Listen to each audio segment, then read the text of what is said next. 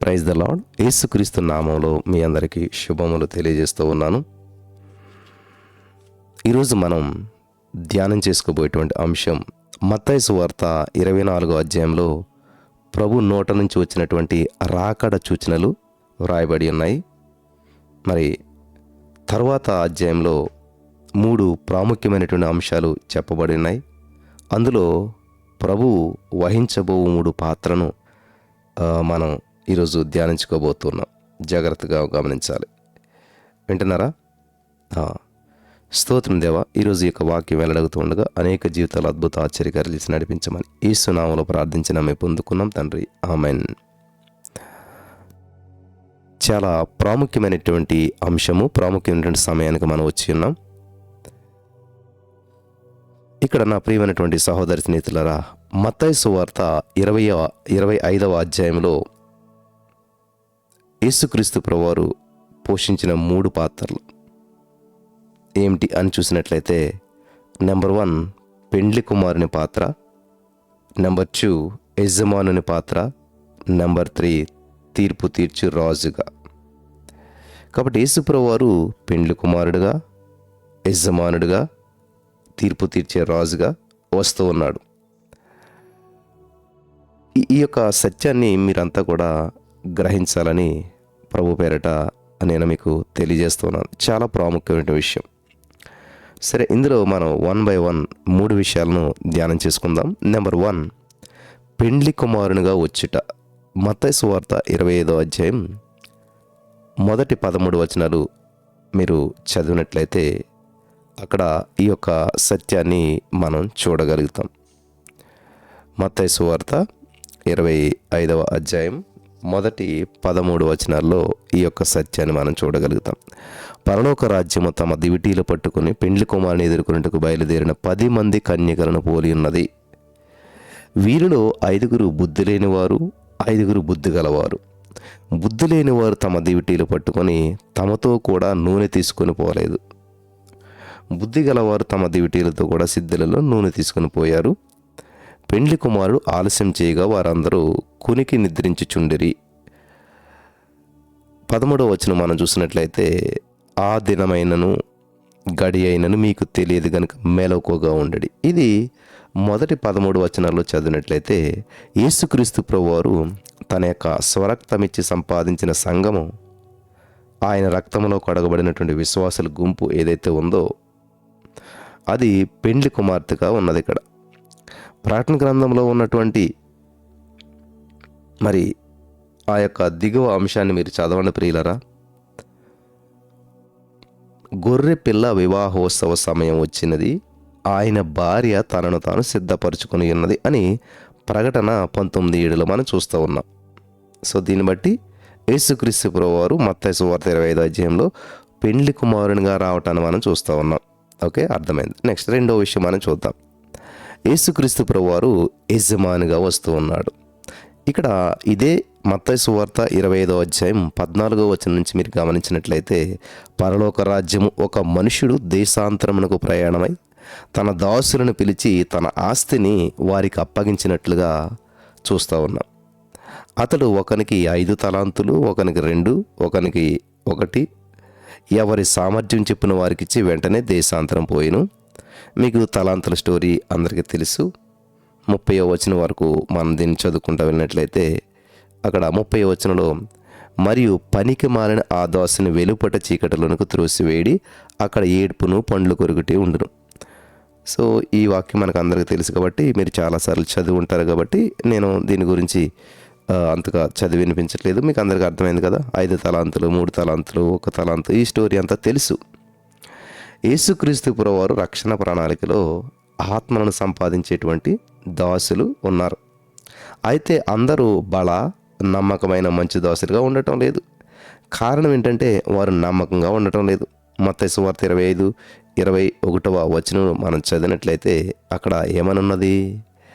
అతని యజమానుడు నమ్మకమైన మంచి దాసుడా, నీవు కొంచెములో నమ్మకంగా ఉంటివి, నిన్ను అనేకమైన వాటి మీద నియమించేదను, నీ యజమానుని సంతోషములో పాలు పొందుమని అతనితో చెప్పెను.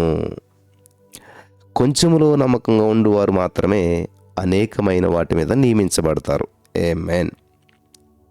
ఓకే, నెక్స్ట్ మనకి 31వ వచనం నుంచి చూసినట్లయితే 25వ అధ్యాయంలో తీర్పు తీర్చి రాజుగా యేసు ప్రభువు వస్తున్నాడు. 31 నుంచి 46 వచనాల వరకు మనం చదివినట్లయితే చూద్దాం. ఇక్కడ మహిమ కలిగినటువంటి సింహాసనం మీద ఆసీనుడైండేటువంటి మనిషి కుమారుడు తానే రాజు అని సంబోధించబడుచున్నాడు. ఇక్కడ 34 వచనంలో కూడా మనం చూసినట్లయితే, అంతేకాదు సమస్త జనములు ఆయన ఎదుట పోగు చేయబడుచున్నారు. గొల్లవాడు మేకల నుండి గొర్రెలను వేరుపరిచినట్లు ఆయన వేరుపరుస్తున్నాడు. గొర్రెలు నీతిమంతులు, మేకలు అనీతిమంతులకును సాదృశ్యంగా ఉన్నారు. వారి క్రియలను బట్టి అనీతిమంతులు నిత్య శిక్షకును, నీతిమంతులు నిత్య జీవనకు పంపబడుచున్నారు. 25:46. ఈ యొక్క మత్తయి సువార్త 25వ అధ్యాయంలో మనకి అందరికీ గుర్తొచ్చేది ఏంటంటే 10 మంది కన్యకలు మాత్రమే గుర్తుకొస్తారు. అక్కడ పెండ్లి కుమారుడు మాత్రమే గుర్తుకొస్తారు. ఇక్కడ మీరు గమనించినట్లయితే నా ప్రియమైనటువంటి సహోదరి స్నేహితులరా, చాలా అమూల్యమైనటువంటి సత్యాలు పరిశుద్ధాత్మ దేవుడు 3 విధాలుగా రాస్తా వచ్చి ఉన్నాడు. కాబట్టి ఇక్కడ ఈ 3 విషయాలు మనం కూలంకషంగా ధ్యానం చేసుకుంటూ ముందుకు వెళ్ళిపోదాం. మీరంతా కూడా శ్రద్ధగా వింటున్నారని చెప్పి నేను ప్రభు పేరట మీ అందరికీ మరి తెలియజేస్తూ ఉన్నాను. హల్లెలూయా. ఒకవేళ మీరు ఈ యొక్క వాక్యం వినటంలో ఆసక్తి లేనట్లయితే దయచేసి ఆసక్తిని కనపరిచి శ్రద్ధతో వింటూ అనేక మందికి ఈ యొక్క వాక్యం వినటానికి మీరు సహాయపడండి. మత్తయి సువార్తలో 25వ అధ్యాయంలో దాగి ఉన్నటువంటి ఈ యొక్క సత్యం మనం తెలుసుకుంటే జీవితంలో చాలా గొప్ప కార్యాలు మనం చూడగలుగుతాం. చూడండి, ఇక్కడ యేసుక్రీస్తు ప్రభువారు 3 పాత్రలు మనకి పోషిస్తున్నట్టుగా తెలుస్తుంది. 3 పాత్రలు, తండ్రి, కుమార, పరిశుద్ధాత్మ దేవుడు మన దేవుడు. కాబట్టి ఇక్కడ 3 పాత్రలు ఏంటంటే, నెంబర్ 1 పెండ్లి కుమారునిగా వస్తున్నాడు, నెంబర్ 2 యజమానునిగా వస్తున్నాడు, నెంబర్ 3 తీర్పు తీర్చే రాజుగా వస్తూ ఉన్నాడు. సో ఈ 3 విషయాలు మనం కొంచెం డీటెయిల్గా ధ్యానం చేసుకుంటూ ముందుకెళ్దాం. నెంబర్ 1 పెండ్లి కుమారునిగా వస్తూ ఉన్నాడు. మత్తయి సువార్త 25:6లో అర్ధరాత్రి వేళ, గమనించాలి, అర్ధరాత్రి వేళ ఇదిగో పెండ్లి కుమారుడు అతన్ని ఎదుర్కొన రండి అను కేక వినబడెను. అక్కడ సిస్టమ్ ఏంటంటే, ఆ రోజుల్లో మరి పెండ్లి కుమారుడు పెండ్లి కుమార్తెను ఎదుర్కోవడానికి వచ్చే ముందు ఒక వ్యక్తి ఆ వీధుల్లో పరుగు పెడుతూ కేకలు వేస్తూ పెండ్లి కుమారుడు వస్తున్నాడు అండి హో అని చెప్పి కేకలు వేస్తాడు. అలా కేకలు వేసుకుంటూ పరిగెట్టి వెళ్ళిపోతాడు. అప్పుడు పెండ్లి కుమార్తె వైపున ఉన్నటువంటి వారంతా కూడా సిద్ధపడతారు. సో దాన్ని ఇక్కడ మరి ఇదొక అర్ధరాత్రి వేళ వినబడు కేకగా ఉన్నది. ఉపమాన రీత్యా ప్రభు మాట్లాడినా కానీ ఇందులో రాకడకు సంబంధించిన సత్యం చాలా దాగి ఉన్నది, ఇమిడి ఉన్నది. తెరవబడినటువంటి మనస్సుతో ధ్యానించడం మనల్ని రాకడకు సిద్ధపరుస్తూ ఉన్నది. 10 మంది కన్యకల ఉపమాన సారాంశాన్ని చూడండి ప్రియులారా. పెండ్లి కుమారుడు వచ్చాడు, అప్పుడు సిద్ధపడి ఉన్నవారు అతనితో కూడా పెండ్లి విందుకు లోపలికి వెళ్ళిపోయారు. 25:10లో సిద్ధపడటను బట్టే పెండ్లి విందులోకి ప్రవేశించడం జరుగుతుంది. సిద్ధపడటాన్ని బట్టే పెండ్లి విందులోకి ప్రవేశించడం జరుగుతుంది. ఇక్కడ మనం గమనించినట్లయితే ఇందులో మళ్ళీ మనకి 3 విషయాలు మనం చూస్తూ ఉన్నాం. నెంబర్ 1 దివిటీలు పట్టుకొని పెండ్లి కుమారుని ఎదుర్కొనేందుకు బయలుదేరిన 10 మంది కూడా కన్యకలే. మత్తయి సువార్త 25:1లో ఈ మాటలు అపోస్తలుడైన పౌలు గారి మాటలను జ్ఞాపకం చేస్తూ ఉన్నాయి. సర్పము తన కుయుక్తి చేత హవ్వను మోసపరిచినట్లు మీ మనసులను తెరవబడి క్రీస్తు ఎడలనున్నటువంటి సరళత నుండి పవిత్రత నుండి ఎట్లైనను తొలగిపోవునేమో అని భయపడుచున్నాను అని అపోస్తలుడైన పౌలు గారు కొరింథీయులకు రాసిన 2వ పత్రిక 11వ అధ్యాయం 3వ వచనంలో కొరింథీ సంఘానికి తెలియజేస్తూ ఉన్నాడు. సంఘము పవిత్రురాలైనటువంటి కన్యక, యేసుక్రీస్తు ప్రభువారు పెండ్లి కుమారుడు. ఉభయులకు ప్రదానం చేసినటువంటి ఘనత పౌలు గారికి చెందుతూ ఉంది. ఆయన మనస్సులో నెలకొని ఉన్నటువంటి ఆ భయము నిజమైంది. ఏదైను తోటలో తన కుయుక్తి చేత అవ్వను మోసపరిచినటువంటి సర్పము పవిత్రరాలైనటువంటి కన్యకను కూడా, అనగా సంఘాన్ని కూడా మోసపరిచాడు. దాని ఫలితముగా ఆత్మానుసారంగా ఆరంభించినటువంటి సంఘము శరీరానుసారమైనటువంటి స్థితికి దిగజారిపోయింది. గలతీ 3:3లో మీరు చదవచ్చు. అంతేకాదు, గలతీ 5:4లో వారు కృపలో నుండి తొలగిపోయారు. ఇక్కడ తన సంఘము కొరకు యేసుక్రీస్తు ప్రభువారు తనను తాను అప్పగించుకున్నాడు. ఎందుకు? సంఘము కళంకమైనను ముడతైనను అటిది మరి ఏదైనను లేకుండా పరిశుద్ధమైనదిగా, నిర్దోషమైనదిగా, మహిమ కలిగినటువంటిదిగా ఉండాలని చెప్పి ఆయన కోరుకున్నాడు. ఎఫెసీ 5:27 ప్రకారం అదృశ్యమైనటువంటి పెండ్లి కుమార్తె సంఘము ఈ యొక్క వాక్యంలో ఉన్నటువంటి గుణగణాలన్నీ కలిగి ఉన్నది. ఇటువంటి డాగు మచ్చ లేనటువంటి జీవితాన్ని మనం కోరుకుంటాం కదా. 10 మంది కన్యకలలో 5 బుద్ధి గలవారు, 5 బుద్ధి లేనివారు. బుద్ధి గలవారు తమ దివిటీలతో కూడా అదనంగా నూనె తీసుకుని వెళ్ళారు.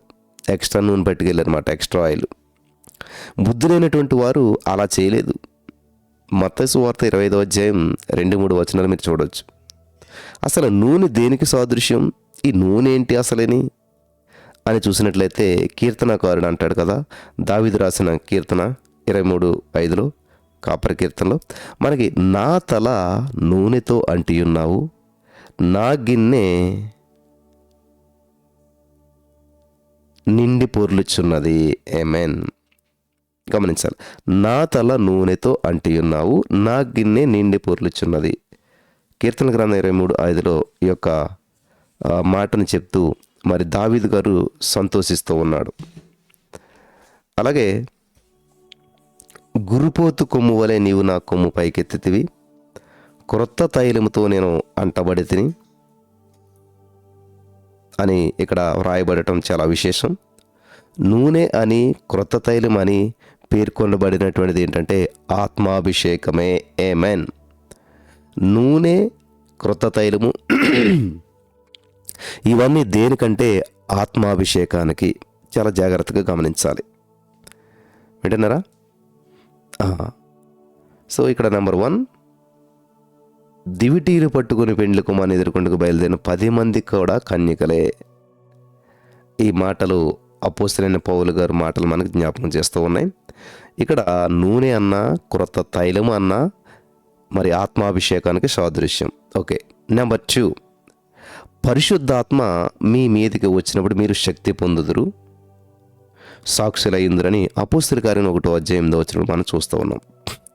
క్రీస్తు ఆత్మ లేనివాడు ఆయనకు చెందినవాడు కాదు అని రోమా 8:9 మనం చదువుతూ ఉన్నాం.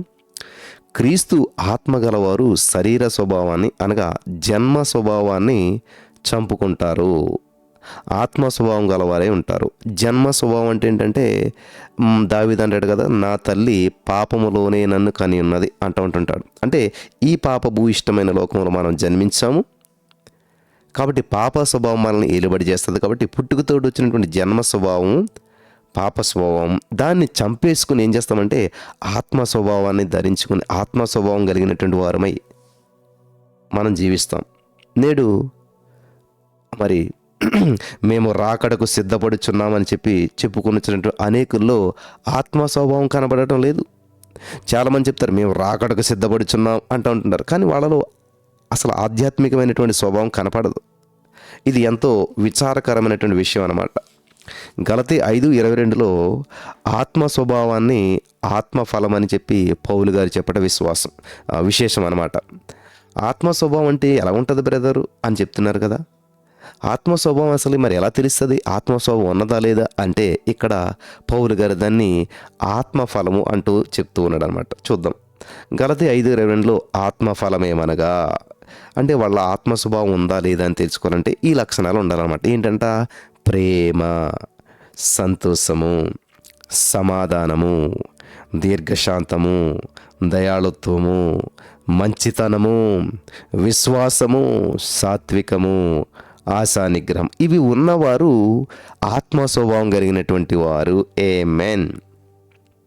బ్రదర్, నేను దేవుని రాకడికి సిద్ధపడుతున్నాను, సిద్ధపడే ఉన్నాను అని మీలో చాలామంది చెప్తూ ప్రేమ లేకపోతే అది ఫేక్ అనమాట. చాలా విచారకరమైన విషయం అనమాట. బ్రదర్, నేను దేవుని రాకడికి సిద్ధపడును అని చెప్పి నిరంతరము ఆందోళనలో ఉంటూ, అంటే అసలు ఇప్పుడు సంతోషం అనేటువంటిది లేదు.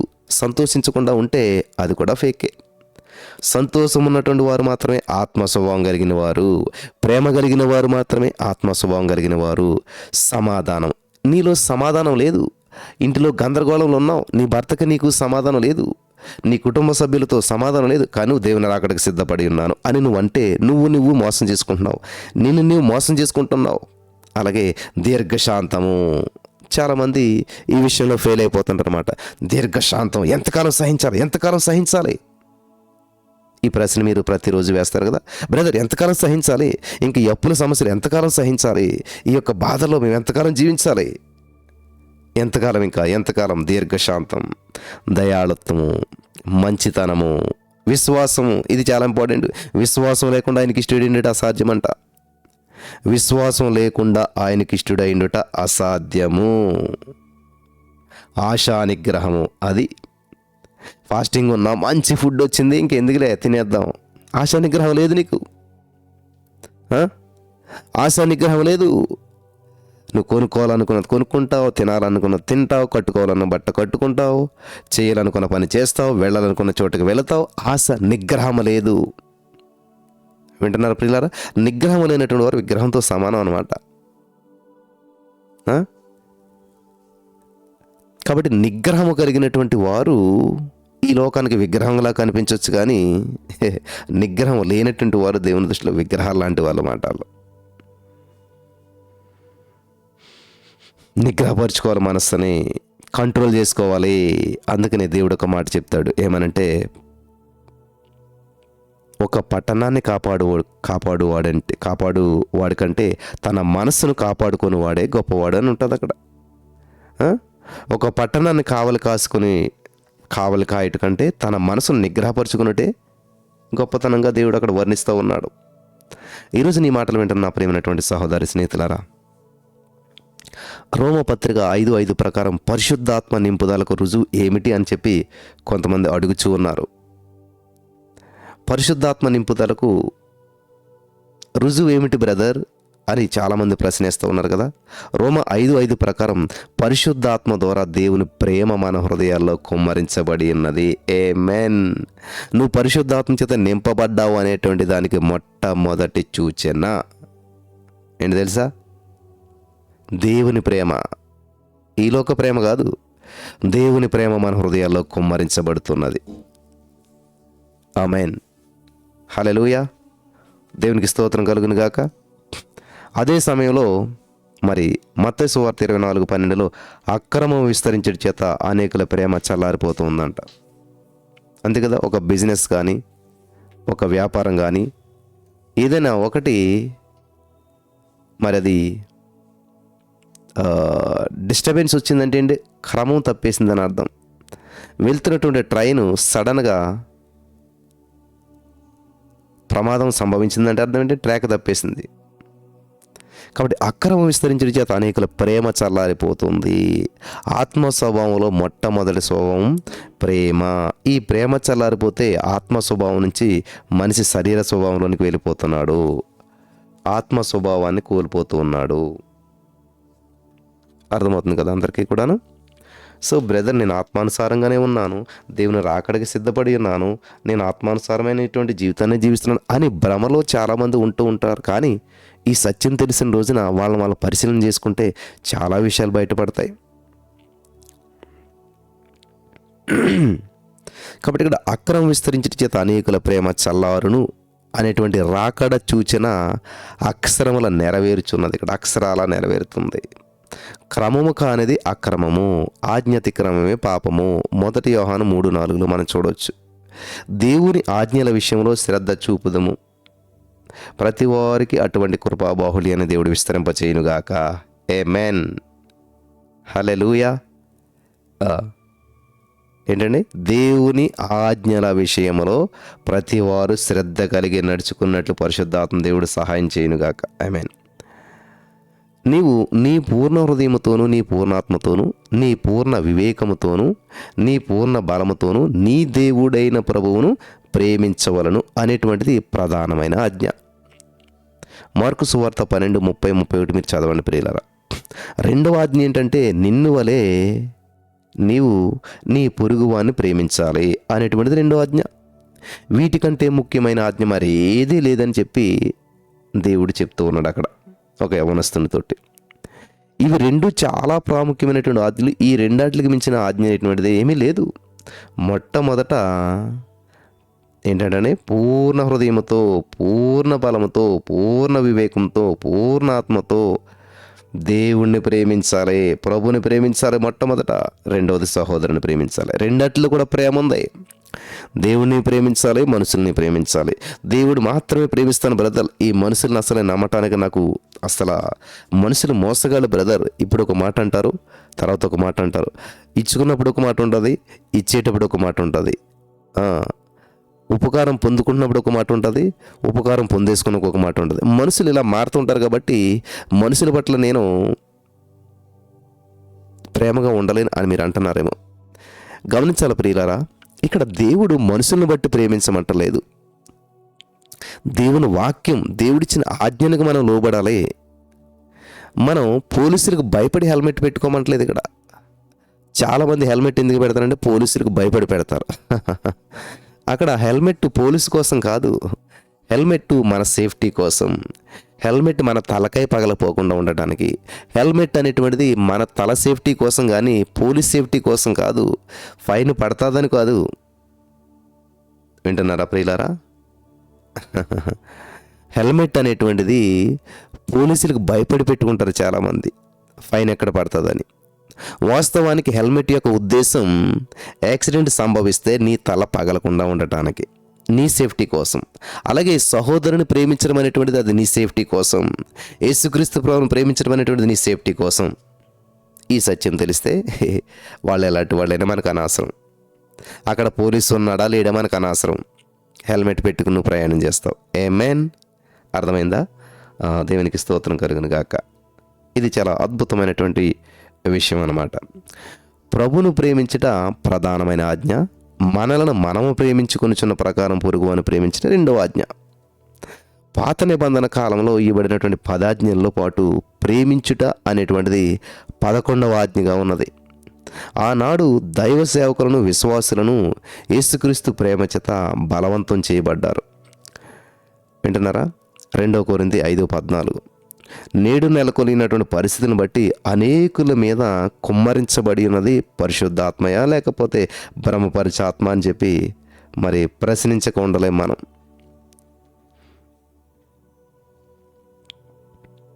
నెక్స్ట్ మూడవదిగా మనం చూసినట్లయితే ఇక్కడ మనం ఆనాడు దావీదు నీ పరిశుద్ధాత్మను నా యొద్ద నుండి తీసివేయొద్దు అని గోజాడాడు. 51 కీర్తన 11వ వచనం.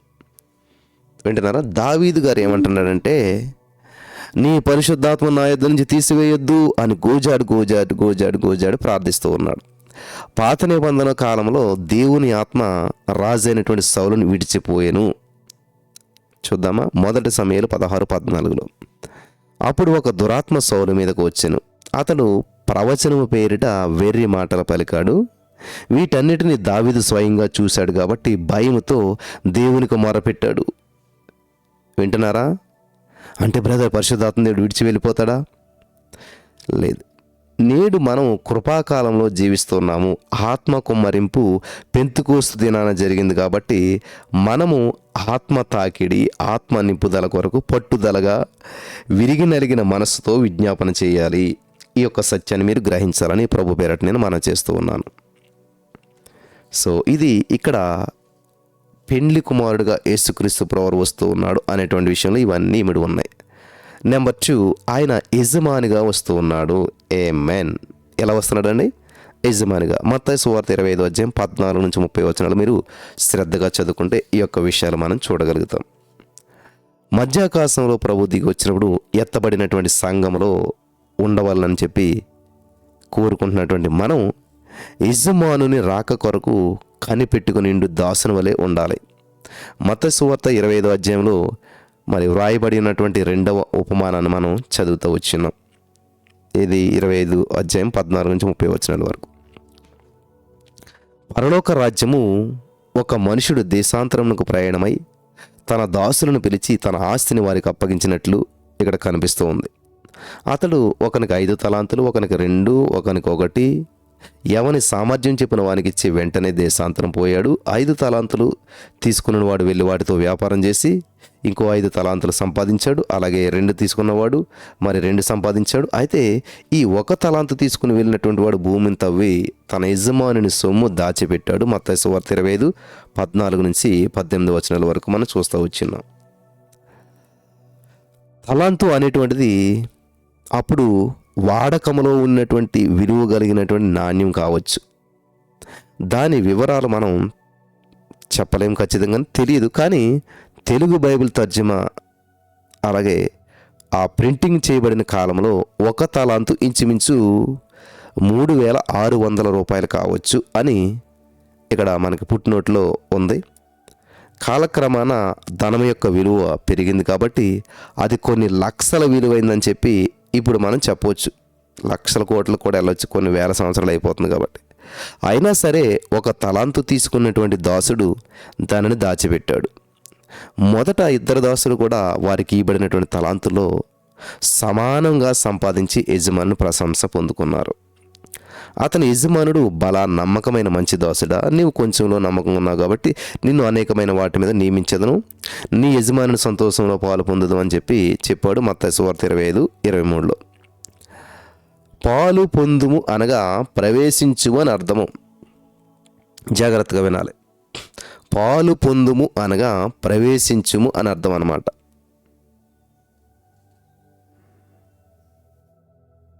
మత్తయి సువార్త 25వ అధ్యాయం 10వ వచనం మీరు చదివినట్లయితే, సిద్ధపడి ఉన్నవారు అతనితో కూడా పెండ్లి విందుకు లోపలికి పోయిరి అనేటువంటిది 10 మంది కన్యకల ఉపమాన సారాంశం.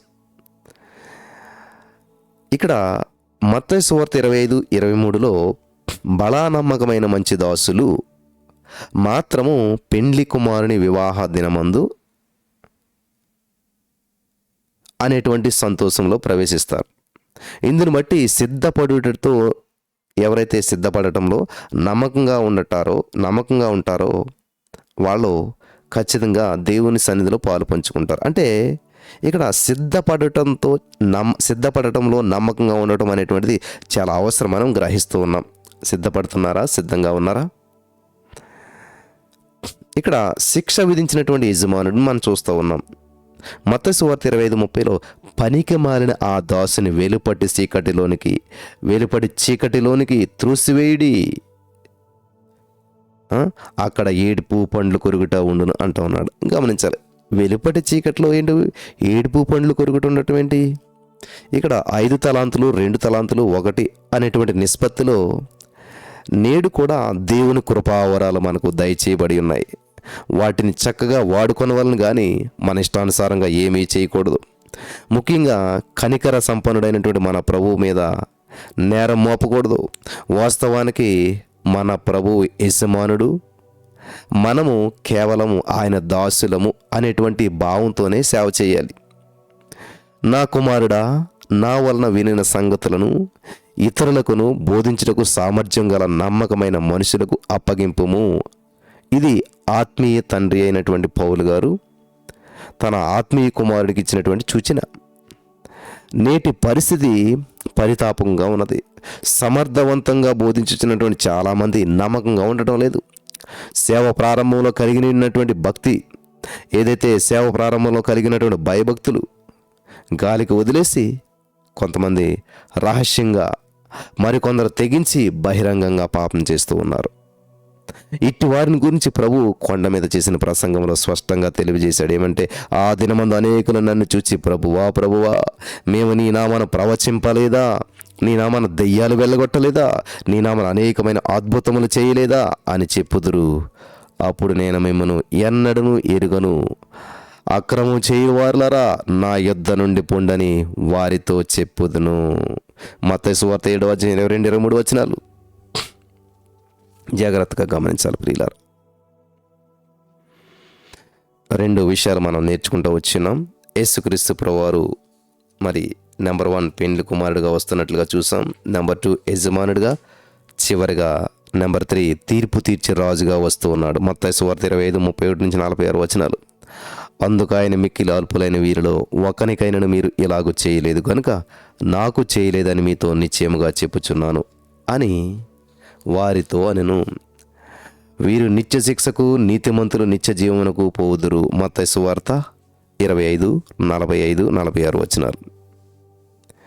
వీళ్ళు గమనించాలి, గొల్లవాడు మేకల్లో నుండి గొర్రెలను మేకలను వేరుపరచుట అనేటువంటిది ప్రభు నోట నుంచి వచ్చిన 3వ ఉపమాన సారాంశం. గొల్లవాడు మేకలలో నుండి గొర్రెలను వేరుపరచుట. ఇందులో ప్రభువు మహిమ కలిగినటువంటి రాజుగా సింహాసనం మీద ఆసీనుడైండుట, సమస్త జనములు ఆయన ఎదుట పోగు చేయబడటను బట్టి తీర్పు తీర్చబడుచున్నదనేటువంటి సంగతి మనం గ్రహిస్తూ ఉన్నాం. ఇందులో ఆశీర్వదించబడిన వారు మరియు శపించబడిన వారు అనే 2 గుంపులు మనం చూస్తూ ఉన్నాం. ఆశీర్వదించబడిన వారు చేసినటువంటి సత్క్రియలను గూర్చి ప్రభు సాక్ష్యమిస్తూ ఉన్నాడు. నేను ఆకలి గుంటిని, మీరు నాకు భోజనం పెట్టితిరి. దప్పిక గుంటిని, నాకు దాహమిచ్చిరి. పరదేశిన ఇంటిని, నన్ను చేర్చుకుంటిరి. దిగంబరిన ఇంటిని, నాకు బట్టలిచ్చి రోగున ఇంటిని నన్ను చూడవచ్చితిరి. చెరసాలలో ఉంటిని, నా యొద్దకు వచ్చితిరి అని చెప్పుచు మత్తయి సువార్త 25:35-36 వచనాల్లో తెలియజేస్తూ ఉన్నాడు. ఆశీర్వదించబడిన వారి నీతి క్రియలను ప్రభువుకే చేశారని చెప్పుట విశేషం. దాని గూఢార్థాన్ని రాజు తేటపరుస్తూ ఉన్నాడు. మత్తయి సువార్త 25:40లో మిక్కిలి అల్పులైన ఈ నా సహోదరులలో ఒకనికి మీరు చేసితిరి గనుక నాకు చేసితిరని నిశ్చయముగా మీతో చెప్పుచున్నానని వారితో అంటూ ఉన్నాడు. మిక్కిలి అల్పులైన ప్రభు సహోదరులు ఎవరు? దేవుడు చెప్తుంది కదా, మిక్కిలి అల్పులైనటువంటి ఈ నా సహోదరులలో ఒకరికి చేశారు అన్నాడు. అసలు ఈ మిక్కిలి అల్పులైన ప్రభు సహోదరులు ఎవరు? కొండ మీద చేసిన ప్రసంగంలో ప్రభు 3 ప్రాముఖ్యమైన అంశాలను ప్రస్తావించాడు. యేసుక్రీస్తు ప్రభువారు కొండ మీద చేసిన ప్రసంగం చాలా ప్రాముఖ్యమైనటువంటిది. దాంట్లో యేసు ప్రభువారు ఒక 3 ప్రాముఖ్యమైన అంశాలను ప్రస్తావించారు. కొంచెం జాగ్రత్తగా వినండి. మరి ఈరోజుతో ఈ యొక్క అంశాన్ని ముగిందాం మనం. నెంబర్ 1, మీరు ధర్మము అంటే నీతి కార్యం చేయనప్పుడు, మత్తయి సువార్త 6:1-2 వచనాల్లో. రెండవది, మీరు ప్రార్థన చేయనప్పుడు అంటే మత్తయి సువార్త 6:5లో. నెంబర్ 3, మీరు ఉపవాసం చేయనప్పుడు, మత్తయి సువార్త 6:16. వింటున్నారా? దేవుడు 3 చెప్తున్నాడు ఇక్కడ. ఏమిటంటే 3 ప్రాముఖ్యమైన అంశాలు ప్రస్తావించాడు. మీరు ధర్మం చేయనప్పుడు, మీరు ప్రార్థన చేయనప్పుడు, మీరు ఉపవాసం చేయనప్పుడు. అంటే మీరు ధర్మం నెంబర్ 1, నెంబర్ 2 ప్రార్థన, నెంబర్ 3 ఉపవాసం. ఈ 3 కూడా విశ్వాసులందరూ ప్రార్థన, ఉపవాసం చేయటంలో ఆసక్తి చూపుచున్నారు, కానీ నీతి కార్యం చేయటందు ఆసక్తి చూపటలేదు. వాస్తవానికి మన నీతి కార్యములను అంటే దాన ధర్మాలను ఎవరికి చేయాలి అని అనేకులకు తెలీదు. ఈ నా సహోదరులను ప్రభు ఎవరిని దృష్టిలో పెట్టుకుని మాట్లాడాడు? మనం ఎవరికి దానం చేయాలి, ఎవరికి ధర్మం చేయాలి? వింటున్నారా? జాగ్రత్తగా విందాం. మనం ఇప్పుడు తెలుసుకుందాం ఈ యొక్క విషయాన్ని. దేవుడే చెప్తున్నాడు, ఈ నా సహోదరులని ప్రభు ఎవరిని దృష్టిలో పెట్టుకుని మాట్లాడాడు? ఎవరితోటి? చూద్దాం. మత్తయి సువార్త 12:49-50 వచనాలు చూసినట్లయితే, తన శిష్యుల వైపు చేయి చాపి, ఇదిగో నా తల్లియు నా సహోదరులను పరలోకమందున్న నా తండ్రి చిత్తము చెప్పున చేయువాడే నా సహోదరుడును, నా సహోదరియు, నా తల్లియు అని యేసుప్రభువు అక్కడ చాలా స్పష్టంగా చెప్తూ ఉన్నాడు. అర్థమైందా? ఇప్పుడు ఎవరు దేవుని యొక్క సహోదరులు? ఎవరికి ధర్మం చేయాలి? ప్రార్థన చేస్తారు, ఉపవాసాలు అందరూ ఎవరిదాలు కాబట్టి చేసుకుంటారు, కానీ ధర్మం చేయరు అంటే ఇక్కడ చాలా స్పష్టంగా దేవుడు సెలవిస్తున్నాడు. నా తల్లి, నా సహోదరుడు అని చెప్పి తన శిష్యుల వైపు చేయి చాపి చెప్తున్నాడు అనమాట ఇక్కడ యేసు ప్రభువారు. వింటున్నారా? అవును నా ప్రియమైనటువంటి సహోదర స్నేహితులారా, అపోస్తల కార్యములు మనం చూసినట్లయితే ఆది సంఘ చరిత్ర మరియు పత్రికల యందు సహోదరులు అనేటువంటి పదాన్ని ఎక్కువగా చూస్తూ ఉన్నాం. సోదరుడు, సోదరి అనేటువంటి భావంతోనూ, తల్లి, తండ్రి అనేటువంటి భావంతోనూ సంఘ సభ్యులు ఒకరితో ఒకరు నడుచుకొనినప్పుడు సంఘము పరలోకపు నీడగా ఉంటుంది. ఎక్కువ శాతం దేశాల్లో క్రైస్తవులు అల్పసంఖ్యాకులు ఉన్నారు కాబట్టి వారు అల్పులుగానే భావించబడుతూ ఉన్నారు. మన దాన ధర్మాలకు హద్దు కలదు ప్రియులరా. మన దాన ధర్మాలకు హద్దు ఉన్నది. విశ్వాస సమాజంలోని వారు మాత్రం అర్హులై ఉన్నారు. విశ్వాస సమాజంలోని వారు మాత్రం అర్హులై ఉన్నారు. విశ్వాసమునకు వెలుపల ఉన్న వారిని క్రీస్తు యొద్దకు నడిపించు నిమిత్తము ధర్మకార్యములు చేసినా కానీ క్రీస్తు ప్రేమను గురించి తెలియజేయనటువంటి పక్షమున ఆశించినంత ఫలితం ఉండదు. వింటున్నారా? మీకు అర్థమైంది కదా అందరికీ? కాబట్టి మేలు చేయుటయందు విసుకకయుందుము. వింటున్నారా? చివరి విషయాలు మనం ధ్యానం చేసుకుని ముగించుకుందాం. గలతీ పత్రిక 6వ అధ్యాయం 7, 8, 9 వచనాలు చదివినట్లయితే, మోసపోకుడి, దేవుడు వెక్కిరించబడడు. మనుషుడు ఏమి విత్తునో ఆ పంటనే కోయును. మనం మేలు చేయటి యందు విసుకకయుందుము. మనం అలయక మేలు చేసితమేని తగిన కాలమందు పంట కోతుము. మన రాబడిలో 10వ వంతు చెల్లించుట పాత నిబంధన నియమం. వర్ధిల్లిన కొలది సేవకులను సేవ చేసేటువంటి ఆ సేవా కార్యక్రమాలకు చెల్లించటం, ఇవ్వటం అనేటువంటిది కొత్త నిబంధన పద్ధతి. కొత్త నిబంధనల పద్ధతిలో మనం కేవలం దశంభాగం మాత్రమే కాదండి, వర్ధిల్లిన కొలది, విస్తరించిన కొలది, అంటే మినిమం కనీసం దశంభాగం అన్న ఇవ్వాలన్నమాట ఇక్కడ. హల్లెలూయా, దేవునికి స్తోత్రం కలుగును గాక. సో ఈ యొక్క రెండింటినీ కూడా